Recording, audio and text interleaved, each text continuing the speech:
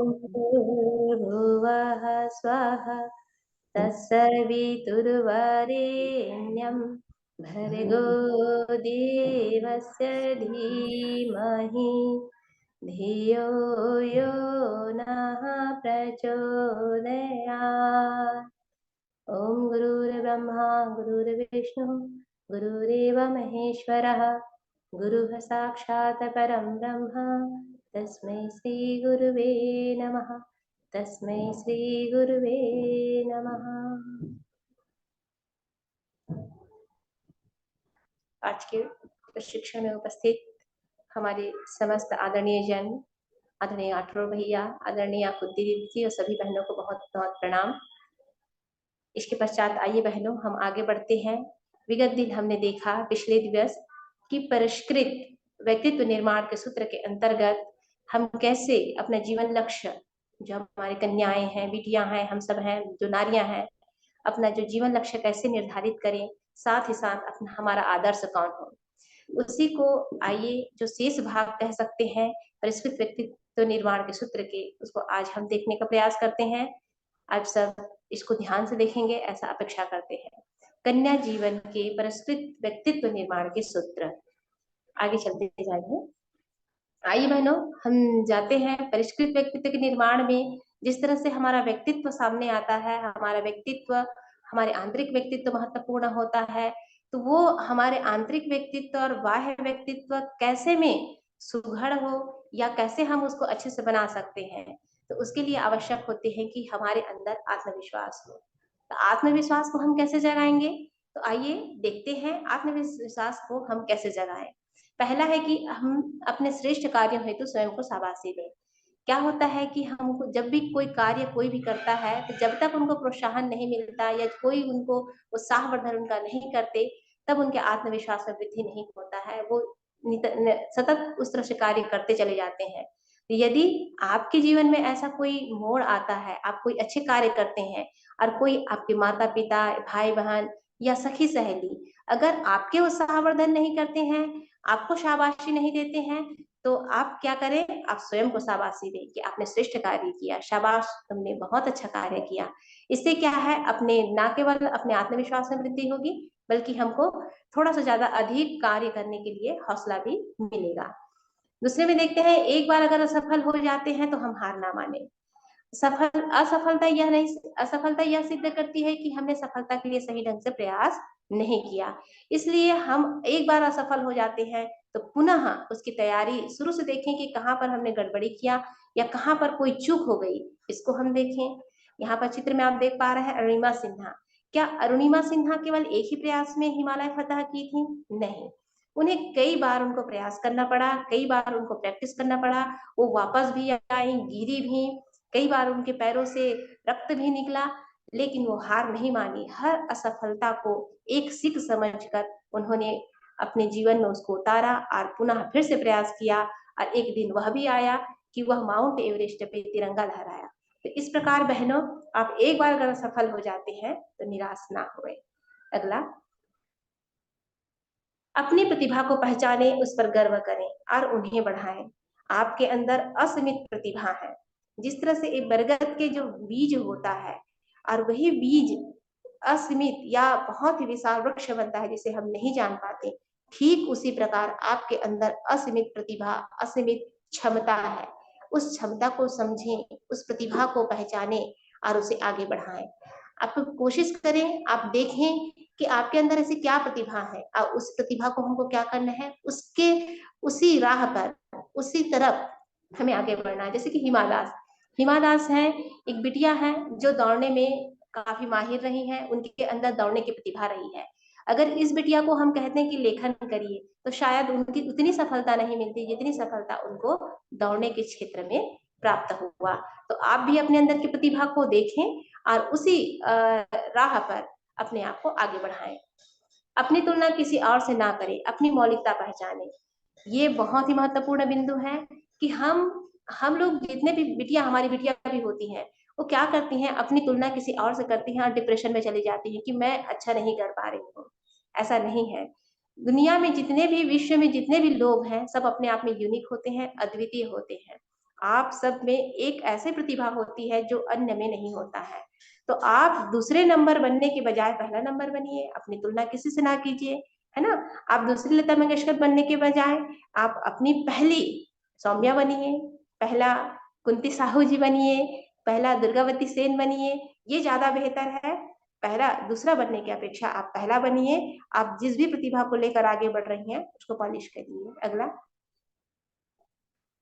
नकारात्मक व्यक्ति व वातावरण से हमेशा दूर रहे, उनकी बातों पर ध्यान ना दें।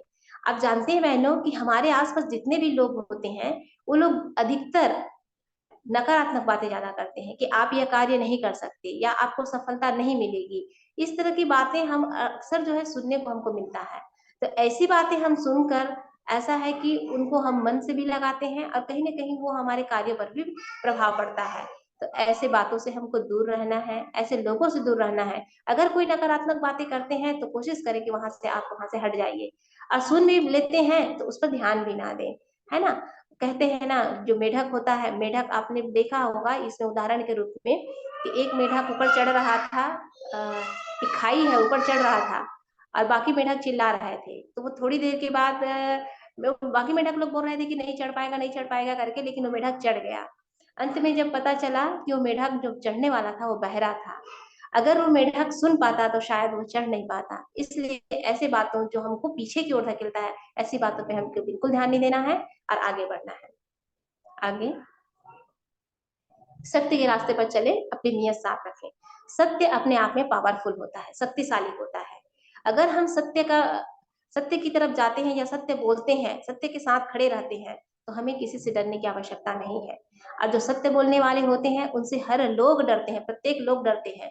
चाहे आप स्कूल में हो, चाहे घर में हो, या अन्य सामाजिक कहीं भी स्थान पे हो, जो हमेशा सत्य बोलता है उसे लोग बच के रहते हैं और डरते हैं। इसलिए आप कोशिश करें कि हमेशा सत्य बोले, सत्य के रास्ते पे चले और हमेशा अपनी नीयत को साफ रखें। देखिए, निश्चित रूप से आप अपने आत्मविश्वास में वृद्धि होते देखेंगे और सफलता की ओर अग्रसर होंगे। छोटे छोटे संकल्प लें, पूरा करें और क्रमशः आगे बढ़ें। छोटे छोटे संकल्प क्यों लें? क्योंकि छोटे संकल्पों को हम आसानी से पूर्ण कर पाते हैं। अगर आप लेट से उठते हैं, 7 बजे सो के उठते हैं, तो यकायक आप यह ना कहें कि मुझे 4 बजे उठना है। कोशिश करें कि आप 5 बजे 6 बजे उसको थोड़ा थोड़ा कम कीजिए।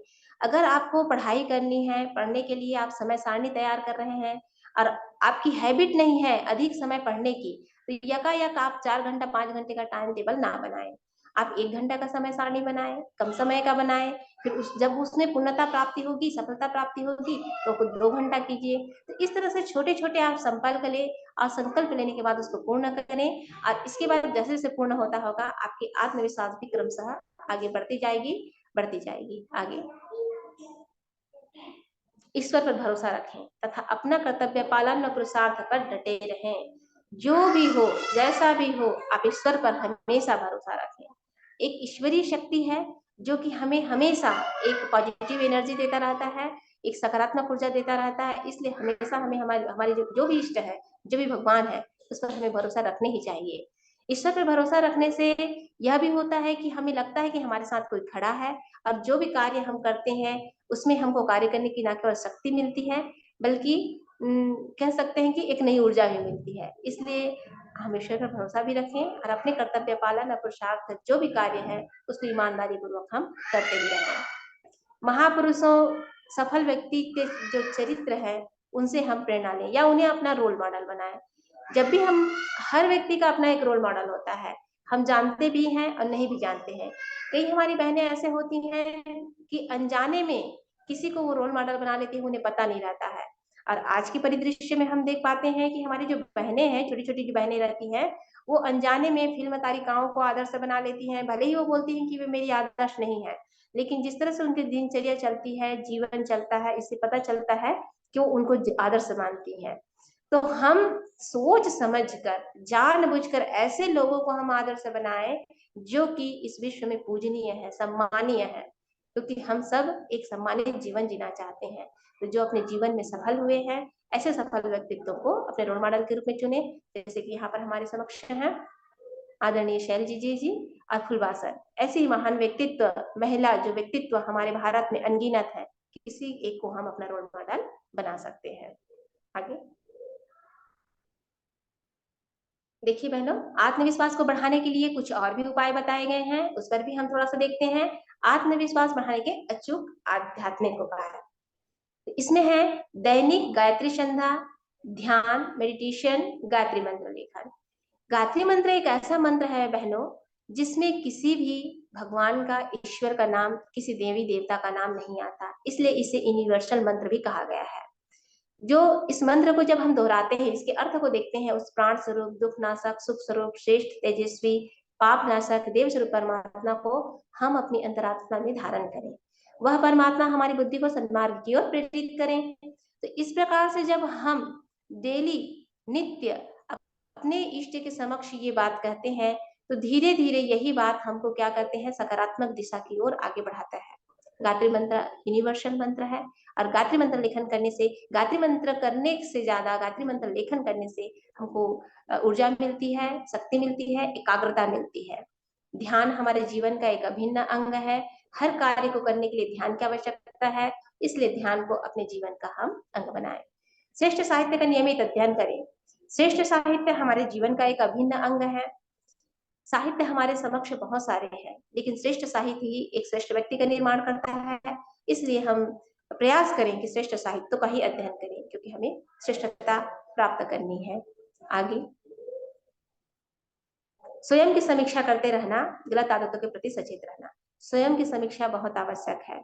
हमारे अंदर अगर हम श्रेष्ठ बनना चाहते हैं, तो हमको ये जानना की आवश्यकता है कि हमारे अंदर गलत क्या है। और गलत क्या है कब जान सकते हैं, जब स्वयं की समीक्षा करेंगे। इसलिए हमें समय समय पर स्वयं की समीक्षा करते ही रहना चाहिए। इससे हमारी गलतियां ही हमें मालूम होगी, और जैसे जैसे गलतियां हमें पता चलेगा, हम उसको दूर कर पाएंगे। ये सबसे श्रेष्ठ है, स्वयं की समीक्षा करना। सेवा संबंधी कार्य को दिनचर्या में शामिल करना। सेवा, सेवा से इंसान विनम्र बनता है। कोई भी मानव सेवा से ही विनम्र बनता है, इसलिए मानवीय गुण होता है, विनम्रता मानवीय गुण है। तो सेवा संबंधी जितने भी कार्य है, उसको अपने जीवन में जरूर शामिल करें। या घर हो, या स्कूल हो, या पड़ोस में हो, या समाज में हो, जहां भी आपकी आवश्यकता है, आपके फिजिकली, शारीरिक रूप से सेवा की आवश्यकता हो सकती है, मेंटली, मानसिक रूप से किसी की मदद करने की आवश्यकता पड़ सकती है, वहां जरूर अपने समय देवें। अगला आइए बहनों, इसके अंतर्गत आगे देखते हैं, आत्मविश्वास बढ़ाने में स्वास्थ्य संरक्षण देखते हैं। अपने व्यक्तित्व के निर्माण करने में स्वास्थ्य का महत्वपूर्ण भूमिका होती है, क्योंकि जब स्वास्थ्य सही होता है, तभी हम सारे कार्यों को ठीक ढंग से कर पाते हैं। अगर स्वास्थ्य सही नहीं है, तो ना तो पढ़ने में मन लगेगा, ना ही खाने में मन लगेगा, ना कोई कार्य में मन लगेगा। तो कोई भी कार्य, कोई भी पुरुषार्थ अगर हम सही ढंग से तभी कर पाते हैं, जब हमारा स्वास्थ्य ठीक होता है।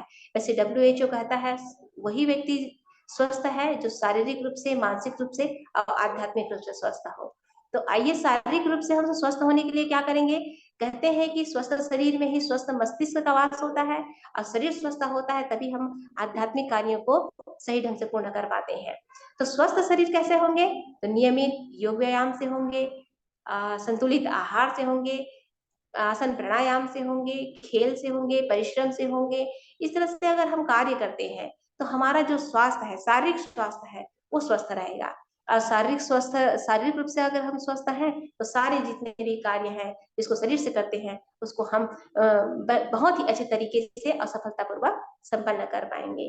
अगला मानसिक स्वास्थ्य है।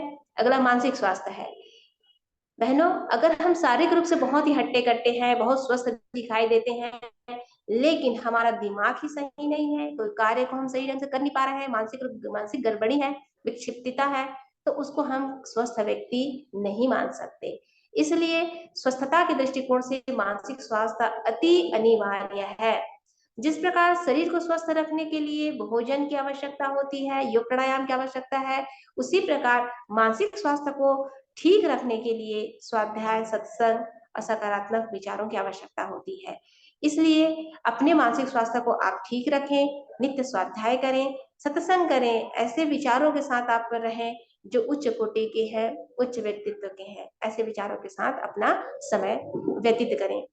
आगे आता है आध्यात्मिक स्वास्थ्य। ये भी हमारे जीवन का बहुत ही अभिन्न अंग होता है। अगर हमारा शरीर स्वस्थ है, मन भी स्वस्थ है, हम गणित अच्छे बना लेते हैं, हम विचार अच्छा कर लेते हैं, कोई प्लानिंग अच्छा कर लेते हैं, लेकिन हमारे अंदर मानवता नहीं है, आत्मीयता नहीं है, चिड़चिड़ापन रहता है, लोगों के प्रति गुस्सा रहता है, तब भी हम स्वस्थ नहीं कहलाएंगे। तो इसके लिए आवश्यक है कि हमारा आध्यात्मिक जो स्वास्थ्य है वह भी अच्छा हो। तो आध्यात्मिक स्वास्थ्य कब अच्छा होता है? जब हम सेवा करते हैं, पूजन करते हैं, है ना, तब हमारी क्या आत्मीयता, दूसरों के प्रति हमारे अंदर जो आत्मीयता है उसको बढ़ाते हैं, दूसरे के प्रति संवेदना है उसको बढ़ाते हैं, जो पीड़ित हैं, जो दुखी हैं या जो बीमार है उनकी सेवा करते हैं, उनके लिए मन में संवेदना प्रकट होता है। तो आध्यात्मिक स्वास्थ्य हमारे क्या है, वो स्वस्थता की ओर बढ़ती है। इसलिए स्वस्थ रहने के लिए शारीरिक, मानसिक और आध्यात्मिक तीनों स्वास्थ्य सही हो, इसका हमको ध्यान रखना है और जो भी नियम है उनका हमें पालन करना है। अगला, शरीर को भगवान का मंदिर समझकर आत्म संयम और नियमितता द्वारा आरोग्य की रक्षा करें। बहनों, हमारा शरीर भगवान का मंदिर है, इसलिए हमेशा इसको भगवान का मंदिर ही समझें। और भगवान के मंदिर को जिस तरह से हम स्वच्छ साफ रखते हैं, झाड़ू पोछा करते हैं, इसी प्रकार हमारे जो शरीर है उसको भी क्या करना है, हमको साफ रखना है, स्वच्छ रखना है और आरोग्यता की रक्षा करना है। अगला, अगले कड़ी में हम जाते हैं समय प्रबंधन। परिष्कृत व्यक्तित्व के निर्माण में समय प्रबंधन की, समय प्रबंधन बहुत आवश्यक है। समय है तो जीवन है और समय नहीं तो जीवन नहीं। आपने सुना भी होगा कि हम सब एक निश्चित समय लेके इस धरती पर आए हैं और एक निश्चित समय, जब ही हमारा समय खत्म होगा, टाइम खत्म होगा, हम इस जीव धरती से चले जाएंगे। इसलिए समय का हम नियोजन सही ढंग से करें। विशेषकर जो बहनों का जीवन होता है उनमें बहुत उहापोह की स्थिति होती है, उनको दोहरी भूमिका निभानी होती है। ना केवल घर गृहस्थी को देखना होता है, बल्कि जॉब में है तो वहां भी देखना पड़ता है। मतलब उनको चारों तरफ संभालने की आवश्यकता होती है, अर्थात समय नियोजन बहुत ही अनिवार्य है। समय प्रबंधन पर ही लक्ष्य की प्राप्ति या व्यक्तित्व का पतन टिका हुआ है। जो भी व्यक्ति इस विश्व में सफल हुए हैं उनके पास भी 24 घंटे थे। जो जो भी व्यक्ति जो गलत कार्यों को भी अंजाम देते हैं उनके पास 24 घंटा होता है। तो इस समय का हम सही ढंग से पालन करें। जो कन्या जीवन होता है बहनों, जो कन्या अविवाहित जो कन्याएं होती हैं, उनका समय बहुत ही, जिसे गोल्डन टाइम कहा जाता है, एक स्वर्णिम काल कह सकते हैं, क्योंकि उस समय में ना केवल वे अपने एजुकेशन प्राप्त, उच्च एजुकेशन जो हायर एजुकेशन है प्राप्त कर सकते हैं, बल्कि जिस भी क्षेत्र में उनकी रुचि है, गायन के क्षेत्र में हो या पेंटिंग के क्षेत्र में हो या वादन के क्षेत्र में, आदि आदि, जो भी जहाँ भी रुचि है वहां अपनी दक्षता क्षमता को बढ़ा सकती है। अगर योग व्यायाम में उनका मन लगता है वहां भी दक्षता हासिल कर सकती है। अगर उनको ध्यान करना अच्छा लगता है, पूजा करना अच्छा लगता है, तो वहां भी अपना समय का नियोजन कर सकती हैं। इस प्रकार ये स्वर्णिम काल का प्रयोग हम कैसे कर सकते हैं? सही समय प्रबंधन करके कर सकते हैं। और जिस प्रकार से हमारे पास समय की कमी होती है, तो उसको अगर सही ढंग से आप प्रबंधन करें, सही ढंग से उसको नियोजन करें, तो सुबह से लेकर शाम तक सारे कार्यों को हम सही समय में, सारे कार्यों को हम संपन्न कर सकते हैं। सुबह जागरण से लेकर रात्रि शयन तक, खाना पीना से लेकर स्कूल जाना, कॉलेज जाना, जॉब पे जाना, खेतों पे जाना, आदि आदि जितने भी कार्य हम करते हैं उसके लिए एक निश्चित समय सारणी हम बना लें। एक बहन है जिनका, जो कि उनकी माता जी काफी बीमार रहती हैं, और बीमार रहती हैं तो उनको घर का काम भी करना पड़ता है, साथ ही साथ स्कूल भी जाना पड़ता है, खेतों में भी काम करना पड़ता है, और घर को चलाने के लिए सिलाई कढ़ाई भी करना पड़ता है। और ये सारे कार्यों को वो बखूबी कर पाती है। क्यों? क्योंकि वो अपना एक समय प्रबंधन, एक समय सारणी बना के रखी है। तो समय प्रबंधन हमारे जीवन को सफल बनाने के लिए अत्यंत ही अनिवार्य और आवश्यक है। अगला, सकारात्मक सोच अपनाएं। सकारात्मक सोच, पॉजिटिविटी पॉजिटिविटी थिंकिंग, ये हमारे जीवन का अभिन्न अंग है। अगर हमारा जीवन में निगेटिविटी, नकारात्मक चीज आ जाती है, तो धीरे धीरे हम तनावग्रस्त होते हैं और जीते जी कहने के मतलब मरणासन की ओर चले जाते हैं। तो हमारे जीवन को सही दिशा ले जाने के लिए सकारात्मक सोच की बहुत महत्वपूर्ण भूमिका होती है। इसके लिए आवश्यक है कि प्रातः सूर्योदय से पूर्व हम जागरण करें, क्योंकि सूर्योदय से पूर्व जो एक पॉजिटिव एनर्जी पूरे पर्यावरण में फैला होता है, तो सुबह जब हम जागरण करते हैं बहनों, तो वो एनर्जी भी हमको प्राप्त होता है, जो अपने आप में हमें आगे बढ़ाने के लिए या सकारात्मक मोटिवेट करता है, सकारात्मक रूप से। प्राणायाम, योगासन, यह भी करने से हमारा ना केवल मन, शरीर सब स्वस्थ होता है, ये भी हमारे शरीर को, हमारे मन को प्राण देता है। विरोधियों, उल्हानों, नकारात्मक या व्यर्थ की बातों की ओर बिल्कुल भी ना ध्यान दें। अक्सर आपने देखा होगा बहनों, अक्सर क्या ये होता ही है, हमारे चारों ओर ऐसे लोग होते हैं जो हमें निगेटिविटी या तो हमारे कामों का, श्रेष्ठ कार्यों को भी उलाहना करते हैं, नकारात्मक बातों को करते हैं। तो ऐसे बातों को आप बिल्कुल ध्यान ना दें, है ना। उसको एक दरकिनार करते हुए उनसे आप आगे बढ़ते जाएं, आगे बढ़ते जाएं, अपने आप को उससे एक कदम या एक सीढ़ी ऊपर रखें। सत्य साहित्य का अध्ययन करें। अगर निगेटिविटी मन में आता है, नकारात्मक विचारधाराएं आते हैं, तो ऐसे साहित्य का आप अध्ययन करें जिससे कि मन को ऊर्जा मिले या उत्साह मिले। ऐसे साहित्यों का हम नियमित अध्ययन करें। मोटिवेशनल स्पीच सुने। मोटिवेशनल स्पीच भी हमें क्या करता है, सकारात्मक ऊर्जा प्रदान करता है। इसलिए एक समय सारणी आप बना कर रखें कि आप 5 मिनट सुनेंगे, 10 मिनट सुनेंगे, मोटिवेशनल स्पीच अवश्य सुने। हमारे भैया जो हैं आदरणीय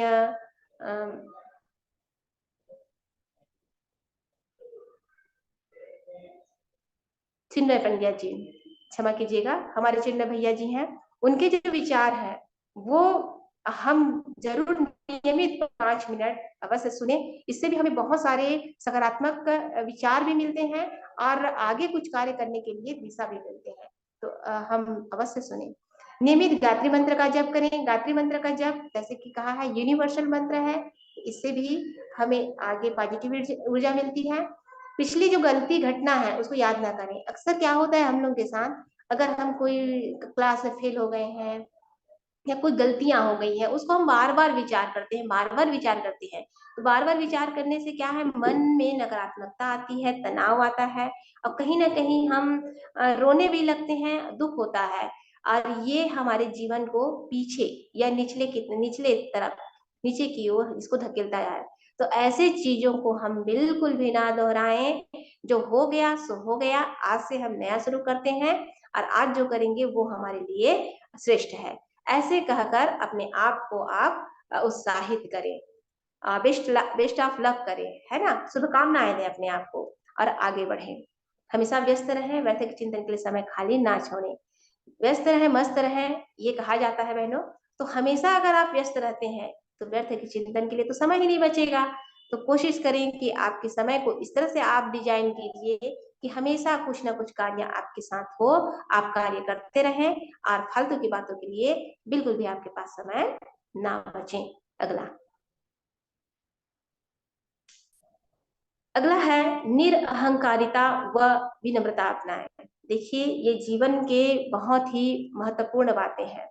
अक्सर होता है हमारे जितने भी हमारे भाई बहन होते हैं, विशेषकर हमारी छोटी बेटियां होती हैं, बहनें होती हैं, उनमें समय के साथ या पढ़ाई को लेकर या लुक्स को लेकर कई तरह की बातें होती हैं। सखी सहेलियों में ऐसी कई ऊंच नीच होता रहता है, इसमें अहंकारिता आ जाता है। तो ऐसा कोई बात होता है तो इसको आप छोड़ ही दें, क्योंकि शालीनता बिना मोल मिलती है, लेकिन उसे सब कुछ खरीदा जा सकता है। ये वंदनीय माता की बात है। तो शालीनता को हम अपनाएं, अहंकार को छोड़ें। अहंकार क्या करता है, अगर किसी के घर में बिटिया अहंकारी हो जाती है, बहन अहंकारी हो जाती है, बहू अहंकारी हो जाती है, तो समझ लीजिए कि वो घर पूरी तरह से बर्बाद हो जाता है ना। ना तो उसको ना माता पिता पसंद करते हैं, ना भाई बहन पसंद करते हैं। अगर वे विद्यालय जाती हैं तो ना तो उनको शिक्षक शिक्षिकाएं पसंद करती हैं।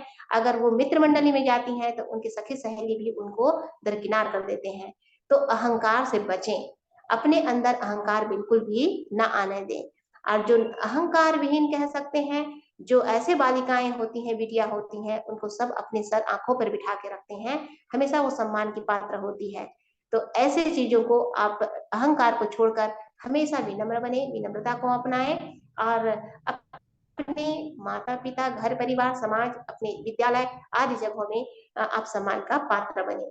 तो विनम्रता बिल्कुल आप अपने जीवन का अंग बनाएं। अगला, फैशन परिस्थिति के माया जाल से बचे। बहनों, ये हमारे समाज की एक भयंकर अगर बीमारी कह सकते हैं, महामारी कहें तो गलत ना होगा। फैशन परिस्थिति इस तरह से फैल गई है, आज हम जिधर भी देखते हैं उधर सिर्फ फैशन की एक दुनिया है। पहनावे से लेकर केश विन्यास कह सकते हैं, वेश विन्यास कह सकते हैं, सब में देखते हैं, विचारों में भी, इस सब में आज फैशन ने अपना जड़ जमा लिया है। तो इनसे हमको दूर रहने की आवश्यकता है। फैशन जगत हमारी छोटी छोटी बेटियां जो है कहीं ना कहीं इसके शिकार हो रहे हैं। जो कपड़े दुकान आप जाते हैं, बाहर में जो कपड़े टंगे होते हैं, बहुत सारे कपड़े टंगे होते हैं, जो दुकानदार जो भाई साहब लोग होते हैं टांगे रहते हैं, उसको देखिएगा आप कि कितने सारे कपड़े हैं जो हमारे भारतीय संस्कृति के अनुकूल होते हैं और कितने उसके प्रतिकूल होते हैं। तो आप पाएंगे कि 60% जो 60% ऐसे कपड़े होते हैं जो हमारे भारतीय संस्कृति के अनुकूल नहीं रहते हैं। और कहीं ना कहीं यह हमारे आज के परिवेश की मांग है, शायद इस कारण है कि वो 60% कपड़े वहां टंगे होते हैं। तो ऐसे चीजों से आप बचिए। इससे ना केवल आप हंसी के पात्र बनते हैं, बल्कि कहीं ना कहीं गलत चीजों का शिकार हो जाते हैं। तो फैशन परिस्थिति से तो बचिए। बालों को देखिएगा, आज हमारी बिटिया इस तरह से श्रृंगार करती हैं, बालों की इस तरह से डिजाइन बनाती हैं जो कि ऐसा लगता है कि कोई चिड़िया का घोंसला हो, इस प्रकार से लगता है।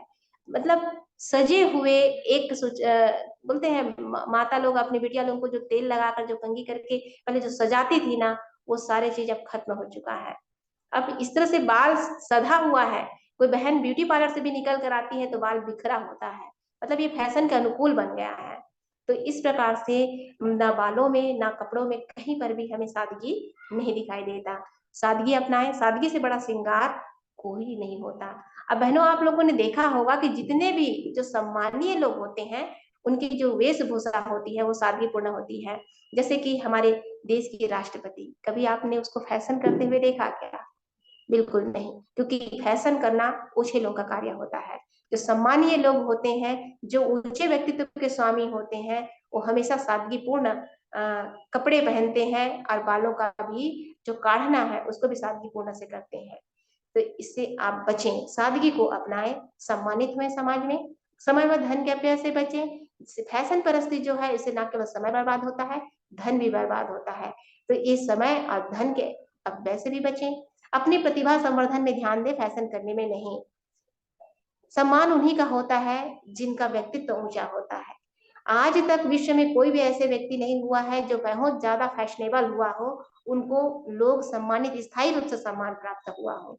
ऐसा आज तक कोई नहीं हुआ है। जो स्थायी रूप से जो सम्मान उन्हीं लोगों को प्राप्त होता है बहनों, जो कि अपने कैरेक्टर को, अपने व्यक्तित्व को ऊंचा उठाता है, श्रेष्ठ बनाता है। तो हमें भी क्या करने की आवश्यकता है? हमें भी आवश्यकता है कि हम अपने व्यक्तित्व को सही करें, ऊंचा उठाएं, अपने कैरेक्टर को ठीक करें, है ना। चलिए आगे की ओर बढ़ते हैं। फैशन से हम बचे। श्रेष्ठ संगति, सत साहित्य है अध्ययनशील। शालीन मित्र, बहनों, संगति बहुत बड़ी बात है ना। जैसे हम संगत कहते हैं ना, जैसे संगत होता है वैसा रंगत बन जाता है ना। तो जैसा संगत होता है वैसे हम भी ढलते चले जाते हैं। भले ही हमें ये इस चीज का आभास नहीं होता है, लेकिन हमारा मित्र अगर सही नहीं है, उनके साथ रोज आना जाना करेंगे, तो धीरे धीरे उसके साथ साथ हमारे भी मान सम्मान नीचे की ओर जाता है, या उलाहना के पात्र हम बनते जाते हैं। तो ऐसे संगति से हमको बचने की आवश्यकता है। आपने सुना भी होगा महाभारत में जिस तरह से दुर्योधन ने शकुनी का संगत धारण किया या उसकी संगति की, तो वो पूरी तरह से नाश हो गया या बर्बाद हो गया। और अर्जुन ने श्री कृष्ण जी की संगति धारण की या उनकी संगति पकड़ी, तो उन्होंने क्या किया, वो महाभारत विजयी हुए और वो श्रेष्ठ व्यक्तियों में देवताओं के तुल्य कहा गया। तो संगति ही हमें या तो दानव बनाता है, या तो हमें मानव बनाता है, या तो देवता बनाता है। तो हम श्रेष्ठ संगति करें। श्रेष्ठ संगति में क्या है, जो मित्र है उनके अलावा हमारे पास है सत साहित्य है। सत साहित्य हमारे श्रेष्ठ मित्र होते हैं, क्योंकि साहित्य ही वो है जो विश्व के समस्त ज्ञानों का भंडार होता है। अगर हमें कुछ नया करना है, कुछ क्रिएटिविटी करना है, रचनात्मक करना है, तो सारी चीज हमें साहित्य बताता है। अपने व्यक्तित्व को उठाना है तो इससे हमें साहित्य से ही प्राप्त होता है। इसलिए हमारा श्रेष्ठ जो मित्र होता है वो सत्साहित्य होता है। अध्ययनशील शालीन मित्र बने, इसलिए जितना हो सके हम अध्ययन करें और बहुत ही शालीन। शालीन और अध्ययनशील मित्र ही हमारे लिए आगे के लिए ये लाभदायक होता है और श्रेष्ठ व्यक्तित्व निर्माण में हमारे लिए सहयोगी होता है। हमको बचना है। देखिए, इसका भी हम संगति करते हैं। मोबाइल है, टीवी है, धारावाहिक फिल्में हैं, बिना मतलब के हम गप्पे मारते हैं, निरर्थक भ्रमण करते हैं, मनोरंजन करते हैं। ये व्हाट्सएप, फेसबुक आदि आदि ये दुर्व्यसन है, इनसे हमको बचने की आवश्यकता है। तो हो सके तो हम जितना भी हो इनसे दूरी बनाएं असत साहित्यों से हम अपनी मित्रता बढ़ाएं। मित्रता करने से पहले अनेक बार विचार करें। बहनों, इस बात को विशेष रूप से आप लोगों से कहा जाता है क्योंकि आप टीनेजर्स हैं, हमारी किशोरी बालिकाएं हैं, तो ये बात आपके समक्ष रखना अति अनिवार्य है क्योंकि आपके जो विचार है, नीचे दिया है गर्लफ्रेंड से सतर्क रहें, बॉयफ्रेंड से बचें। आज के परिवेश में एक ये फैशन के रूप में फैशन का रूप ले लिया है और आए दिन आप देख पाते हैं कि हमारी बिटिया लोग हैं, उनके कितने सारे ऐसे मित्र होते हैं जो लड़के होते हैं और लड़के हैं उनके भी मित्र लड़कियां होती हैं। ये भले ही आपके बीच में कुछ ना हो, लेकिन ये कहीं ना कहीं प्राकृतिक रूप से भी देखा जाए तो गलत गलत ढंग से ये रिप्रेजेंट होता है समाज में। हमको एक लड़कियां जो है, लड़कियों के साथ अगर संगत करती हैं, लड़कियों के बीच रहती हैं, तो उनके जो विचार जो है उससे दूषित नहीं होते, गलत नहीं होते हैं। लेकिन वो लड़कों के साथ चलती है या उनके साथ विचारों का आदान प्रदान करती है, तो कहीं ना कहीं उसके विचारों में कहीं ना कहीं एक निष्कृष्टता कह सकते हैं, वो आना शुरू हो जाता है जो समाज में सम्माननीय नहीं है। इसलिए कोशिश करें बच्चों, आप लोग कोशिश नहीं, ये बिल्कुल करने की आवश्यकता है कि ऐसे शब्दों से या ऐसे मित्रों से हम सतर्क रहें और बचें। और यदि है, अगर लगता है कि आपकी क्लास के जो लड़के हैं, आपके दोस्त हैं, ऐसा आपको लगते हैं, तो आप उनसे अपने माता पिता से मिलवाइए, उनके साथ बात करवाइए, अपने घर ले जाइए और इस तरह से जब भी बात करें ओपन खुले में बात करें, अकेले में बात ना करें। मोबाइल में भी आप मोबाइल जो चैटिंग है उससे भी बचें, इससे भी बचना है आपको। अगर बात करते हैं, मोबाइल से भी बात करते हैं, तो अपने माता पिता के समक्ष करें।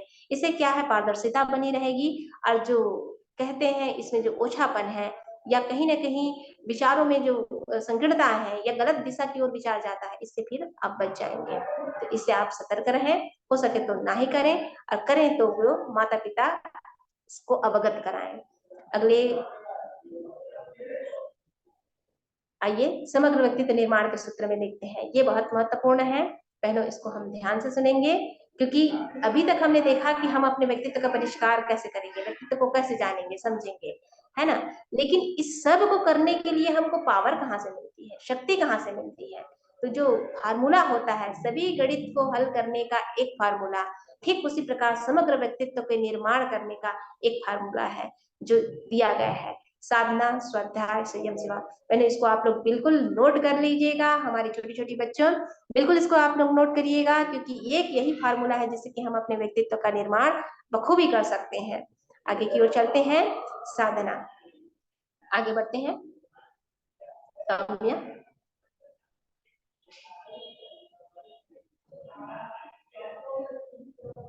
साधना में जाते हैं। साधना के अंतर्गत आता है उपासना एवं जीवन साधना।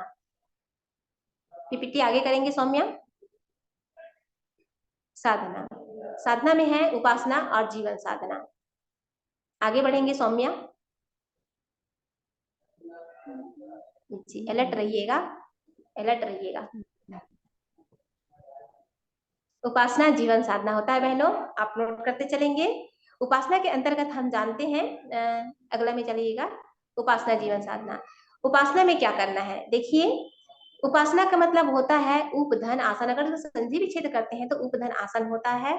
उप मतलब होता है समीप और आसन मतलब होता है बैठना, है ना। जिस प्रकार बहनों हम जब बैठते हैं, किसी के समक्ष बैठते हैं, जैसे कि उदाहरण रूप में हम बताते हैं कि आग के समक्ष बैठते हैं तो क्या मिलता है हमें, तपन मिलता है, आग की तपन, रोशनी भी मिलती है, गर्मी भी मिलती है। बर्फ के समक्ष बढ़ते हैं तो ठंडकता प्राप्त होती है। गणित के टीचर के समक्ष बढ़ते हैं तो धीरे धीरे हम गणित जानना शुरू कर देते हैं, गणित सीखना शुरू कर देते हैं। अंग्रेजी शिक्षक के समक्ष बढ़ते हैं तो अंग्रेजी का ज्ञान हमें होने लगता है ना। फिजिक्स के टीचर के पास मैथमेटिक्स के ज्ञान, फिजिक्स का ज्ञान होने लगता है। इसी प्रकार अगर ईश्वर के समक्ष बढ़ते हैं तो ईश्वरीय गुण हमारे अंदर आना शुरू होता है। ये बात हमें पता नहीं चलता, लेकिन रोज रोज अगर हम उपासना करते हैं, ईश्वर के समक्ष बढ़ते हैं, तो धीरे धीरे धीरे धीरे हमारे अंदर ईश्वरीय गुण आना शुरू होता है।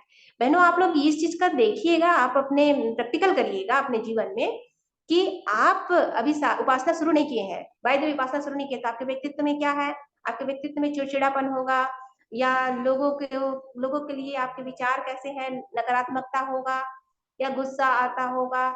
इस तरह से आपके अगर व्यक्तित्व में ये गुण होंगे तो आप नित्य उपासना करना शुरू कीजिए। देखिए धीरे धीरे धीरे धीरे आपके गुस्सा भी शांत होने लगेगा, चिड़चिड़ापन भी शांत होने लगेगा, लोगों के लिए आपके जो मन में संवेदना बढ़ना शुरू होगा, ये सारे ईश्वरीय गुण होते हैं। तो उपासना करने से धीरे-धीरे ये सारी चीज़ हमारे अंतःकरण में ऑटोमेटिकली आना शुरू हो जाता है और आप ईश्वरीय स्वरूप बनते चले जाते हैं। इसलिए बहुत आवश्यक है कि अपने व्यक्तित्व के परिष्कार के लिए हम नित्य उपासना अवश्य करें। क्यों करें? यहाँ पर नीचे लिखा गया है, क्योंकि स्वयं को रिफाइंड परिष्कृत करने, रिचार्ज करने के लिए एक सुप्रीम पावर की आवश्यकता होती है। आप जानते हैं बहनों, जिस प्रकार से हमें मोबाइल का चार्ज करना रहता है तो क्या करना पड़ता है, उसको हम एक चार्जिंग में लगाते हैं। बिजली जलाना होता है तो क्या है, बिजली कहाँ से चलती है, तो ट्रांसफार्मर से जुड़ी हुई होती है। अगर ट्रांसफार्मर नहीं होता तो शायद हम बिजली जला नहीं सकते। तो इस प्रकार हमको ऊर्जा प्राप्त जिस तरह से बिजली जलने के लिए ट्रांसफार्मर से ऊर्जा प्राप्त होती है, हमको शरीर को चलाने के लिए भोजन की आवश्यकता पड़ती है। इसी प्रकार से हमको हमारे व्यक्तित्व को ग्रेट बनाने के लिए या ऊंचा उठाने के लिए अपने आप को ईश्वरीय सत्ता से जोड़ने की आवश्यकता पड़ती है, सुप्रीम पावर से जोड़ने की आवश्यकता पड़ती है। इसलिए हम उपासना करें। आगे जीवन साधना। उपासना के अंतर्गत देखिए हम क्या कर सकते हैं। 30 मिनट का ध्यान करेंगे बहनों, 30 मिनट का गायत्री मंत्र या इष्ट मंत्र जो भी आपका है उस मंत्र करेंगे या मंत्र जप करेंगे। ये करते हैं, आप नित्य करते हैं तो ये उपासना का एक बढ़िया चरण है। इसके परिणाम हमको हमारी आत्मशक्ति में वृद्धि होती है, अभ्युदय बल मिलता है, मनोबल मिलता है, चित्त की निर्मलता बढ़ती है, साथ ही साथ हमारी जो बुद्धि है वो परिष्कृत होता है, उसका परिष्कार होता है। हम अधिक से अधिक विचार कर पाते हैं, श्रेष्ठ विचार कर पाते हैं। आगे जीवन साधना। जीवन साधना को हम समझते हैं। जीवन साधना क्या होता है? स्वयं को साधना, स्वयं को साधना, अपने गुण कर्म स्वभाव सब को क्या कर लेना, साध लेना, नियंत्रण कर लेना, जिसमें जमे हुए पशुत्व के संस्कारों को समाप्त कर मनुष्य उचित बनाना, अनगढ़ता को समाप्त कर आवश्यक काट छाट कर सुघड़ता को बनाना, अपने मन आदत इंद्रिय वाणी व्यवहार खान पान आदि के अनगढ़ता त्रुटियों को सुधारने का अभ्यास करना। तात्पर्य क्या है? हम जैसे जैसे उपासना करते जाते हैं हमारे अंदर श्रेष्ठ गुणों का अवलंबन होता जाता है और हमारे श्रेष्ठ जब गुण अंदर आने लगते हैं तो उसको क्या कर लेना है, साधना है। साधना मतलब उसको स्थायित्व प्रदान करना है, स्थायित्व प्रदान करना है। हाँ, आज मेरे अंदर मानवता का गुण आ रहा है तो हमेशा ये रहे। अब मैं आप सच बोलना शुरू कर रही हूँ तो हमेशा ये मेरे अंदर बना रहे, लोगों के प्रति मेरे अंदर प्रेम है तो हमेशा बना रहे। तो उसको क्या करना है, उसको स्थायित्व देना है, अपने को साधना है। और अपने अंदर जो दुर्गुण है या जो पशुता है, ऐसा कोई गुण है तो उसको धीरे धीरे क्या करना है, हमको निकालते जाना है। तो इस तरह से जो कार्य है उसको जीवन साधना कहा जाता है। तो उपासना और जीवन साधना ये दोनों अपने व्यक्तित्व को परिष्कृत करने का महत्वपूर्ण सूत्र है। आगे चलते हैं। क्यों करें हमें जीवन साधना? इसलिए करें कि हमारा व्यक्तित्व शानदार हो, है ना, हमारा व्यक्तित्व शानदार हो, हमारे जीवन लक्ष्य को हम प्राप्त करें। और बिना जीवन साधना के हम कोई भी उपासना हमारा निरर्थक होता है। भले ही बहनों हम कितना भी पूजा पाठ कर लें, लेकिन अच्छे व्यक्तित्व को, अच्छे गुणों को अपने अंदर हम शामिल नहीं करते हैं तो वो उपासना निरर्थक है, बेकार है। अब देखिएगा ना, किसी को देखिएगा जो बहुत सारा घंटी बजाता है, पूजा करता है, दिन रात पूजा करता है, लेकिन स्वभाव से चिड़चिड़ा है, किसी के ऊपर दया नहीं करता है, गाली देता है, तो उसको सब लोग उसकी उलाहना करते हैं, उनकी बुराई करते हैं, निंदा करते हैं और उसको अच्छा व्यक्तित्व बिल्कुल नहीं मानते हैं। इसलिए उपासना वही सफल है जिसके साथ जीवन साधना जुड़ा हो। तो जीवन साधना के अवश्य आप अपने जीवन का हिस्सा बनाए। क्या करें? अपने चिंतन चरित्र व्यवहार वाणी खान पान दिनचर्या आदतों की निरंतर धुलाई करें, सफाई करें। और ये अभ्यास से होता है, ये एकाएक नहीं होगा, है ना। तो इसको अभ्यास में अपने जीवन में आप लोग सम्मिलित करें। अगला स्वाध्याय। अगले क्रम की ओर जाते हैं बहनों। साधना के बाद स्वाध्याय। स्वाध्याय बहुत जरूरी है ना। स्व का अध्ययन भी कहते हैं इसको, स्वयं को देखना। और दूसरा है सत्य साहित्य का अध्ययन। सत्य साहित्य को सोच समझ कर पढ़ना और मनन चिंतन करना, उसे अपनाना, ये स्वाध्याय होता है। पेपर पढ़ना को स्वाध्याय नहीं कहते हैं, वो तो क्या होता है, इंफॉर्मेशन के लिए पढ़ते हैं, है ना। तो वो नहीं हो सकता हमारा स्वाध्याय। स्वाध्याय वो है जिस पर हम विचार कर सकते हैं, चिंतन कर सकते हैं, मनन कर सकते हैं, उसे हम स्वाध्याय कहते हैं। स्वाध्याय करने से मन के विकार जो है वो दूरता है, मलिन जो विचार है, गंदे विचार है, वो क्या होता है, धीरे धीरे धुलना शुरू होता है। साबुन का काम करता है स्वाध्याय। श्रेष्ठ विचारों को मस्तिष्क में धारण कर ज्ञानवान बनने का उत्तम उपाय मस्तिष्क को उर्वर बनाते हैं। श्रेष्ठ विचार देखिएगा, जो कहते हैं ना, जो रीडर होता है वो लीडर होता है। जो अच्छा पढ़ने वाला होता है, पाठक होता है, उसके पास कितने सारे सॉल्यूशन होते हैं। लोग अपने समस्याओं का समाधान उनके पास पूछने के लिए उन्हीं लोगों के पास जाते हैं जो कि इस तरह से पढ़ाई करते हैं या स्वाध्याय करते हैं, नई नई चीजों को समझते हैं। तो श्रेष्ठ विचार हमेशा हमारे मस्तिष्क में तभी हो सकता है जब हम स्वाध्याय कर पाएंगे। और ये मस्तिष्क के लिए क्या काम करता है बहनों, ये उर्वर खाद का काम करता है, हमारे मस्तिष्क को पोषित करता है, नए नए विचारों को उत्पन्न करने में सहायक सिद्ध होता है। विवेकवान सम्मानीय व्यवहार कुशल बने। स्वाध्याय से ही क्या होते हैं, विवेकवान होते हैं, बुद्धिमान होते हैं। और जो विवेकवान बुद्धिमान होते हैं, जो सोच समझ के बोलते हैं, वो हमेशा समाज में क्या होते हैं, सम्मानीय होते हैं। ज्ञान ही श्रेष्ठ है, जीवित है। ज्ञानी ही श्रेष्ठ है, जीवित है। महर्षि वशिष्ठ ने ये कहा था कि ज्ञानी होते हैं वही श्रेष्ठ होते हैं और वही जीवित है, और जिनके पास ज्ञान नहीं है वो निर्जीव सदृश है। आगे स्वाध्याय के लिए हमारे पास देखिए, हमारे गायत्री मिशन में हमारे परम पूज्य गुरुदेव द्वारा रचित कई पुस्तकें हैं, कई किताबें हैं। 3200 साहित्य है बहनों, आप कोई भी साहित्य उठा सकते हैं, आप पढ़ सकते हैं। इसमें हारिए ना हिम्मत, बुद्धि बढ़ाने के वैज्ञानिक तरीके, सफल जीवन की दिशा धारा दिया गया है। इसके अलावा और कई छोटी छोटी पॉकेट बुक्स हैं, पुस्तकें हैं, किताबें हैं। आप उसको अपने जीवन का हिस्सा बना सकते हैं और अपने समस्याओं का भी समाधान इन पुस्तकों के माध्यम से कर सकते हैं। अगला, साधना स्वाध्याय के पश्चात आइए बहनों हम देखते हैं संयम।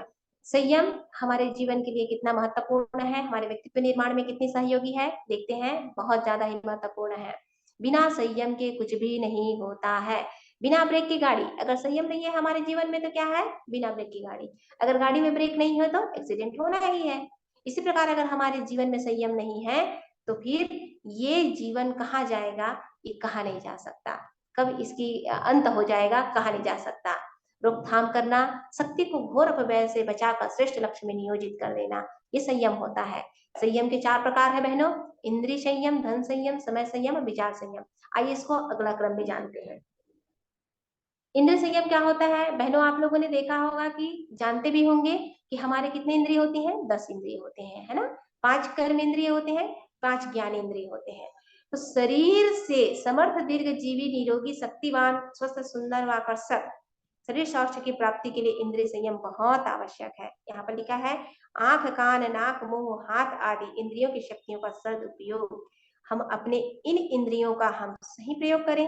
आंख वह कार्य करता है बहनों, देखने का कार्य करता है, लेकिन कभी कभी ये क्या करता है, जिसे नहीं देखना है उसको भी देख लेता है। तात्पर्य क्या है कि हमारे घर में, सबके घर में टीवी है, मोबाइल्स हैं, ऐसी चीजें हैं जिनको देखने के लिए हमारे आंखें आतुर रहती हैं। तो ऐसे आंखों को हमको क्या करना है, संयमित करने की आवश्यकता है कि बस हो गया, अब इससे ज्यादा हमको नहीं देखना है। तो इस प्रकार आंखों को संयमित करें। कान, जो चीज नहीं सुना जा सकता है ना, जिसको हमको नहीं सुनना है, उस चीज को भी सुन लेता है कान। तो ऐसी चीज जैसे कि चारी है, निंदा है, किसी की बुराई करना है, किसी के नुकसान की बातें हैं जिससे हमारे जीवन में कोई फायदा नहीं है, ऐसे चीजों को भी हमारा कान सुनने के लिए तैयार रहता है। तो कान को हमको क्या करना है, संयमित करने की जरूरत है कि नहीं, हमारे जीवन में इस वाक्यों का, इस बातों का कोई मतलब नहीं है, हमें नहीं सुनना है। नाक, नाक की भी वही है, जो चीज नहीं सुनना है। अब नाक जो सूंघता है फिर क्या क्या कर लेता है ना। किसी घर में बन रहा है, कोई पकवान बन रही है, और नाक अगर सूंघ लेता है तो फिर मन में लालच आती है। आप जानते हैं लालच आने से जीभ में पानी आती है, फिर इस प्रकार से हार्मोनल जो अंदर प्रॉब्लम शुरू हो जाता है। तो नाक को भी हमको कंट्रोल करना है, बस हो गया, इतना काफी है, संयमित करने की जरूरत है। मुंह, मुंह की बात करते हैं तो ये मुंह, तो मुंह से जिह्वा से संबंधित है, जिह्वा है ना। कहते हैं एक लुकमान, एक संत हुए थे, उनको पूछा गया था कि मनुष्य को आबाद करने के लिए श्रेष्ठ, मनुष्य के शरीर में सबसे श्रेष्ठ कौन है, तो उन्होंने कहा था कि जिह्वा। जिह्वा है तो मनुष्य क्या कर सकता है, अच्छी बातें बोल सकता है, अच्छी वाणी बोल सकता है, मित्र बना सकता है और पूरे संसार को अपना बना सकता है। और सबसे खराब चीज हमारे शरीर में क्या है, तो उसने कहा था जिह्वा है, जो सबसे नुकसानदायक है।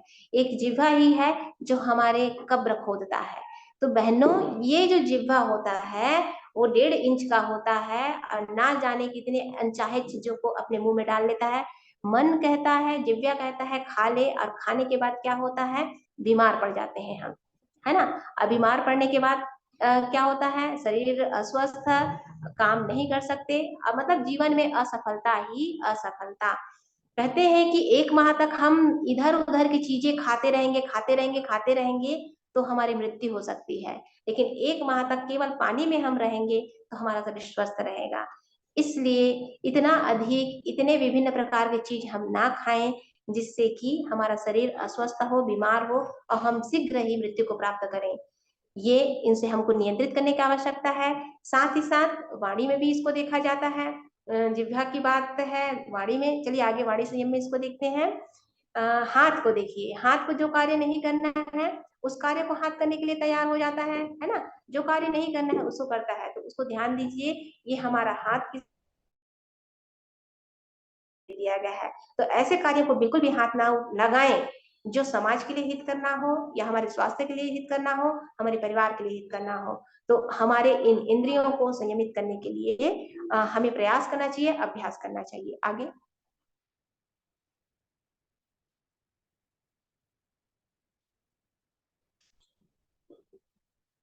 इसमें बहनों स्वादेंद्रिय करके बताया गया है, जो हमने आपको बताया स्वादेंद्रिय, ये हमारे शरीर का एक अभिन्न अंग होता है और ये हमें मृत्यु की ओर ले जाता है या श्रेष्ठ जीवन की ओर भी ले जाता है अगर संयमित कर पाते हैं। आगे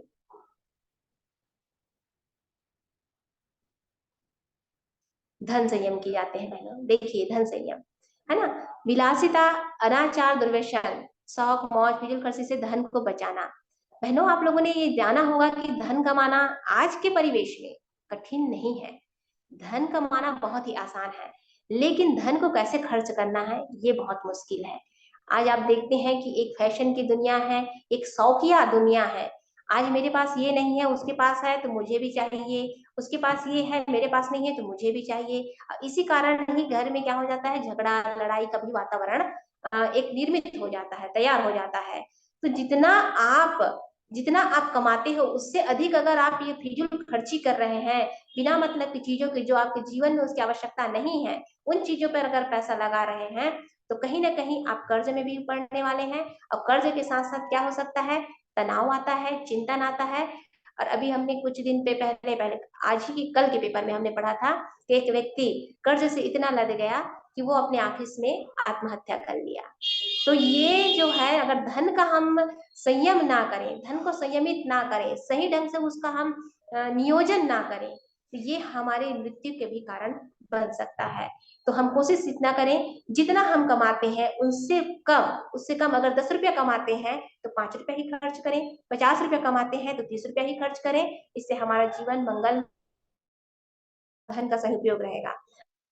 और कोशिश करें उन चीजों को ही खरीदें जिनका जीवन, जो हमारे जीवन के उपयोगी हो, उन्हीं चीजों का ही हम खरीदारी करें। बेकार की चीजें को बिल्कुल ना लें। अगर हमारे पास चप्पलें हैं तो और चप्पल ना खरीदें। अगर हमारे पास 4 पेन पहले से रखा हुआ है तो और पेन ना खरीदें। अगर हमारे पास साड़ियां हैं तो अतिरिक्त साड़ी ना खरीदें। तो कोशिश करें कि हम कम खर्चे में अपने जीवन यापन करें और उस पैसे को हम बचाएं, कुछ श्रेष्ठ कार्य में उसको लगाएं, है ना। सीमित आय में ही धनवान संपन्न ऐश्वर्यवान बन सकता है। आगे समय संयम बहुत आवश्यक है, इस पर हमने चर्चा कर लिया है। समय प्रबंधन में लेकर संयम से समय समय संयम को बात की है बहनों, है ना। समय संयम अर्थात समय प्रबंधन है, टाइम मैनेजमेंट है। तो हमारे पास जो 24 घंटा जो मिला है उसको हम क्या करना है, संयमित रखना है। बिना मतलब आलस्य प्रमाद में अस्त व्यस्त समय ना गंवाकर अगर इसको हम नियमित थोड़े थोड़े समय का नियोजन करें तो हम बड़े बड़े कार्य कर सकते हैं। हम में से देखिए यहाँ कितने बहनें ऐसे बैठी हैं जो टीचर हैं या अन्य जॉब में बैठी हैं, सुबह उठती हैं, कितने सारे कार्य कर लेते हैं, अपने घर के जितने गृहस्थ के जितने कार्य हैं रोजमर्रा के उनको भी पूर्ण करती हैं, ऑफिस भी जा रहे हैं, फिर वहां से आकर ऑनलाइन बैठ भी गए हैं, इसके बाद उठेंगे फिर पुनः वो कार्य करना शुरू कर देंगे। तो इस प्रकार से हमारे बहन लोग आज के परिवेश में, हमारी बहनें जो है समय को एकदम संयमित करके चल रहे हैं। तो हमारी आने वाली जो पीढ़ी है, हमारी बच्चियां हैं, उनको भी जरूरत है कि अगर सफल होना है, सफल गृहिणी बनना है, सफल या कोई अपने जॉब में वकील बनना है, सफल टीचर बनना है, तो हम अपने समय का नियोजन बड़े ही बुद्धिमत्ता पूर्ण करें, है ना। व्यवस्थित दिनचर्या, प्राथमिकताओं का निर्धारण, समय की कीमती पर लक्ष्य की सिद्धि। आप देखें कि आपके जीवन में कौन सा कार्य प्राथमिक है। जो कार्य प्राथमिक है उनको पहले करें। जैसे कि हमको जो विद्यार्थी, आप सब विद्यार्थी हैं, तो विद्यार्थियों के लिए प्राथमिक क्या है? अध्ययन करना है। लेकिन हम प्राथमिकता के क्रम में किसको रख देते हैं? मोबाइल को देखना, है ना, या अन्य कार्यों को रख सकते हैं, अपने सहेलियों से बात करना, या घर में ही माता पिता परिवारों से बात करना, उसको प्राथमिकता के क्रम में रखते हैं। जिस कार्य को हम प्राथमिकता के क्रम में रखते हैं वही कार्य संपन्न होता है, और जिस कार्य को हम द्वितीयक रखते हैं वो कार्य बिल्कुल नहीं हो जाता है, छूट जाता है। तो कोशिश करें हमारे एक समय सारणी बनाएं, और उस समय सारणी पे जो सबसे प्राथमिक है उनको ऊपर में रखें और उसी कार्य को प्रथम करें।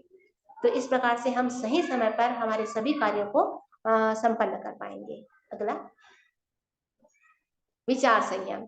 ये देखिए, ये सबसे बड़े कठिन है, सबसे ज्यादा कठिन विचार संयम है, क्योंकि इसमें कहते हैं ना, बिना लगाम का घोड़ा, है ना, बिना लगाम का घोड़ा इसे विचारों को कहा जाता है। अभी हम सब यहाँ बैठे हैं बहनों, देखिए, है ना, सब बहनें बैठे हैं, एकाग्रचित होकर सुन भी रहे हैं, लेकिन पता नहीं कितने बहनों का विचार कहाँ पर चला गया होगा। हो सकता है कोई बहन अपने घर गृहस्थी की ओर चला गया, सायंकाल हो गया है, दिया बाती की तरफ मन चला गया होगा, क्लास चलता रहता है, गणित की कक्षा, हमारी गणित की शिक्षिका या टीचर हमारी पढ़ा रही है, और मन चला जाता है घूमने के लिए, बाजार चला जाता है। इन विचारों का कहा नहीं जा सकता। अगर महाकाल उज्जैन एक बार बोल देते हैं तो मन विचार महाकाल के पास चला जाता है। केदारनाथ बोलने से तुरंत केदारनाथ चला जाता है। तो विचार जो है, क्षण प्रति क्षण यहाँ से वहां से वहां मन दौड़ता रहता है। हमें संयमित करने की आवश्यकता होते हैं। ना जाने किन विचारों में हम खोते हैं, और उन विचारों के साथ साथ क्या करते हैं, आप पढ़े हैं बहनों कि ये विचार बार बार जब विचार करते हैं तो धीरे धीरे वे हमारे व्यक्तित्व का हिस्सा बन जाता है। अगर हम निगेटिविटी विचार की ओर चले जाते हैं, गलत विचारों की ओर जाते हैं, तो यही हमारा व्यक्तित्व का एक अंग बन जाता है, और उसी व्यक्तित्व के स्वामी के रूप में हम जाने जाते हैं। इसलिए कोशिश करें कि हम अपने विचार को संयमित करें। अगर विचार भी कर रहे हैं तो सही विचार करें, सही वे पे करें, सही रास्ते की ओर हम विचार करें, है ना। गलत दिशा में अगर जा रहा है तो उसको रोकने की क्षमता होनी चाहिए हमें। इसलिए उपासना और साधना बहुत आवश्यक है। उपासना साधना हम जीवन साधना करते हैं, तब जाके हमारे विचारों को पकड़, एक लगन जो कहते हैं, नकेल कसना, वो कस पाते हैं कि नहीं, आपको उधर नहीं जाना है, आइए हमारा विचार श्रेष्ठता की ओर जाएगा। तो इसको हम संयमित करने का अभ्यास करें। मन में उठने वाले विचार में अनगढ़ असंयमित विचारें, बुराइयां और मनोविकार की भीड़ होती है। इन नकारात्मकताओं से मस्तिष्क दूषित होता है, शक्तियां बिखरती है। तो जो भी विचार नकारात्मक आते हैं, बुरे विचार आते हैं, कृपया उन विचारों को बच्चों आप क्या करेंगे, किनारे करते चलेंगे।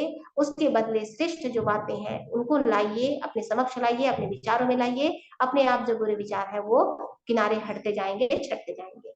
आगे, आंतरिक ऊर्जा का संरक्षण, नियोजन, मनोनिग्रह सफलता का द्वार है। इसके द्वारा समस्त इंद्रियों, धन संयम पर नियंत्रण संभव।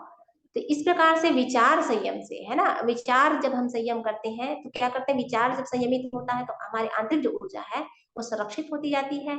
हमारे जो मन और जो विचार संयमित होती जाती है, आंतरिक ऊर्जा संयमित होती जाती है, तो उसका नियोजन कार्यों के लिए कर सकते हैं। और अच्छे कार्य की ओर जब हम मन लगा के कार्य करते हैं तो हमें सफलता भी प्राप्त होती है ना। असफलता प्राप्त होती है तो धीरे धीरे हम क्या कर सकते हैं, अब जो अन्य हमारे इंद्रिय संयम है, धन संयम है, सहन संयम है, इस सब में धीरे धीरे हम अपना नियंत्रण प्राप्त कर सकते हैं। मतलब सही सभी संयमों में विचार संयम श्रेष्ठ होता है। अगर विचारों में हम संयमता कर पाते हैं, संयमित इसको कर पाते हैं, तो धीरे धीरे धन भी संयमित होना शुरू होता है, इंद्रिय पे भी हम संयम हासिल कर पाते हैं, और समय पर भी कहीं ना कहीं हम अपना नियोजन कर पाते हैं, नियंत्रण कर पाते हैं। और आपके पास बहुत सारे ऐसे उदाहरण हैं, वैज्ञानिक है, साहित्यकार है, संगीतकार हैं, इस सब के सब अपने विचारों को जब संयमित कर पाए तब जाके ये इस उपलब्धि को प्राप्त किए हैं। अगर इनका विचार बिखरा हुआ होता तो ये उपलब्धि उनको प्राप्त नहीं होती। तो बहनों, हमको महान बनने के लिए, श्रेष्ठ बनने के लिए, एक सम्मानित जन बनने के लिए, अपने कार्यों में दक्षता हासिल करने के लिए, सक्षमता हासिल करने के लिए विचार को एकाग्र करने की आवश्यकता है, संयमित करने की आवश्यकता है। अगर ये हम नहीं कर पाते हैं तो कहीं ना कहीं हम अपने जीवन से भटक जाते हैं, अपनी सफलता से, अपने लक्ष्य से हम भटक जाते हैं। और हमारा व्यक्तित्व जहाँ परिष्कार जहाँ करना रहता है, वहां पर उसको दुष्परिष्कार कह सकते हैं, है ना, तो वो बिखर जाता है। तो अपने व्यक्तित्व परिष्कार में विचार संयम की महत्वपूर्ण भूमिका है। आगे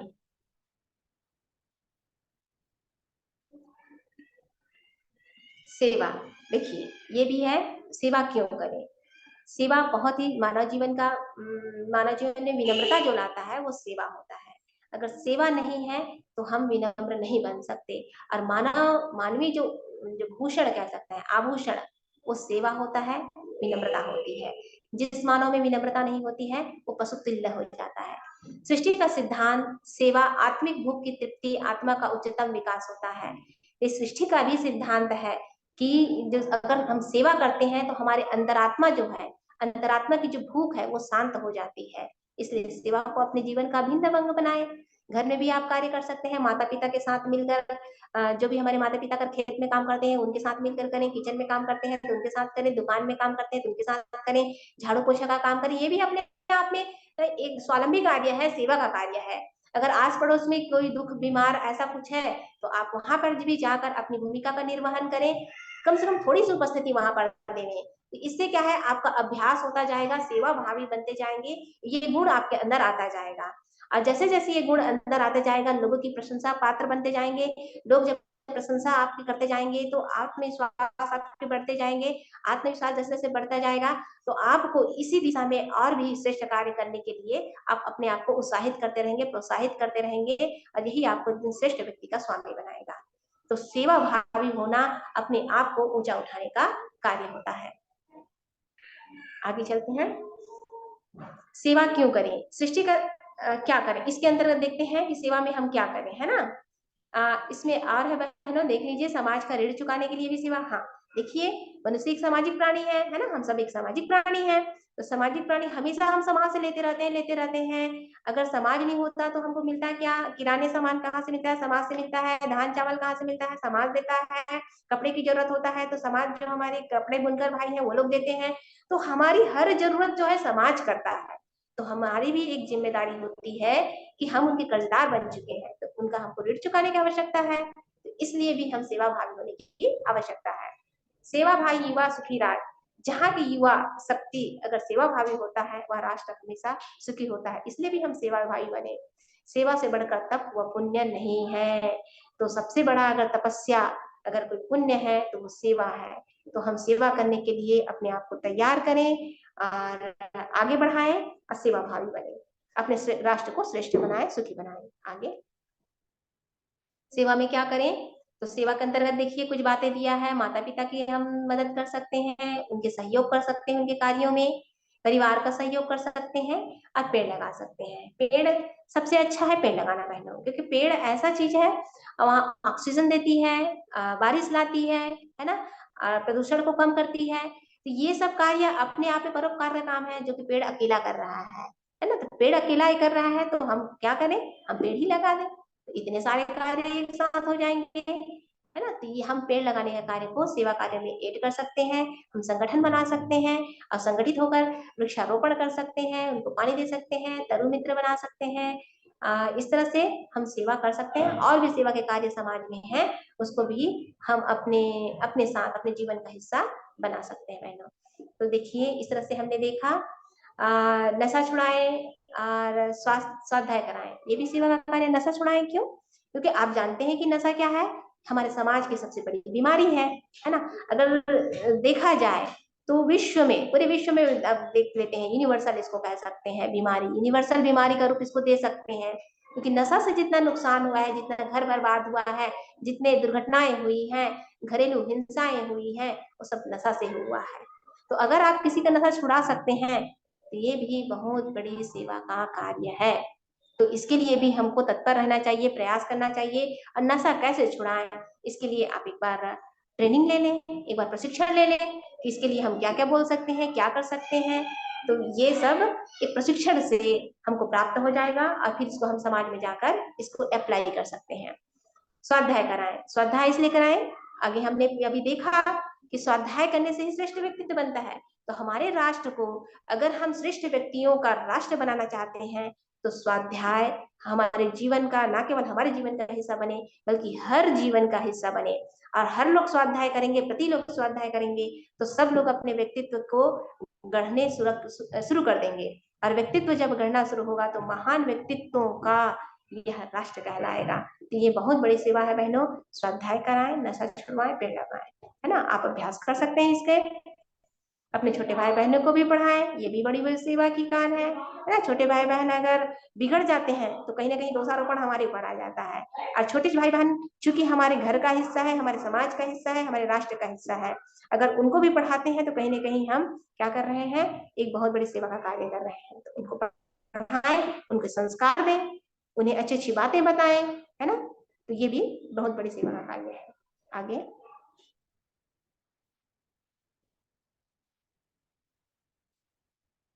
तो इस प्रकार से हमने देखा बहनों कि हम अपने व्यक्तित्व को परिष्कृत करने के लिए, अपने व्यक्तित्व का परिष्कार करने के लिए क्या क्या चीजों को अपने जीवन में अपना सकते हैं। आत्मविश्वास को हम कैसे बढ़ा सकते हैं, कैसे हम अपने समय का प्रबंधन करके अपने जीवन को उठा सकते हैं। तो इन सारे बिंदु बहुत ही महत्वपूर्ण है। उम्मीद करते हैं कि आप सबने इसको अपने कॉपी में नोट भी किया होगा, और साथ ही साथ आप अभ्यास भी करेंगे, अपने जीवन का हिस्सा बनाएंगे और अपने व्यक्तित्व को चमकाएंगे, ऐसा मैं उम्मीद करती हूँ। और आज की कक्षा में आपको कोई बात अच्छी लगी हो, या कोई बात समझ नहीं आई हो, या कोई आप अपना विचार शेयर करना चाहते हैं, तो आप सब बहनों के विचार आमंत्रित हैं। मैं यहाँ से अपनी बातों को विराम देती हूँ। बहुत बहुत धन्यवाद। ओम शांति।